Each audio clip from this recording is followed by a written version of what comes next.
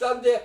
Endi hazır Goving'in deyişi ve sözlüşü boyunca 6. ayın 21. günü bugün yana qaytılaptı diye Cuma, Şembe, Yakşembe 3 gün Şanghan, Hong Kong'da özüne qovdaş, yani Şanghan, Hong Kong'da qovdaş operatsiyası buludu dedi. Reis Xi Jinping, esimizni bolsun, siz burada Osaka'ya kelesiz. Men aytgan 14 nafar yazgıcı, Uygurların yazgıcıları, şairleri, benim savakdaşlarım, hizmetdaşlarım, işdaşlarım, şularını koyup verisiz. Derhal koyup verişi sizden ben şahsen talep kılamam. Hem vaziyet aldırtırıp talep kılamam.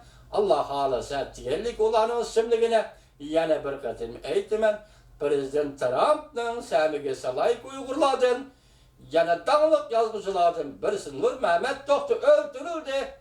Reis Xi Jinping, men tizimlikini belge 14 nefer kişini termeden koyup verişimizle, derhal koyup verişimizle ümit kılman Reis Xi Jinping.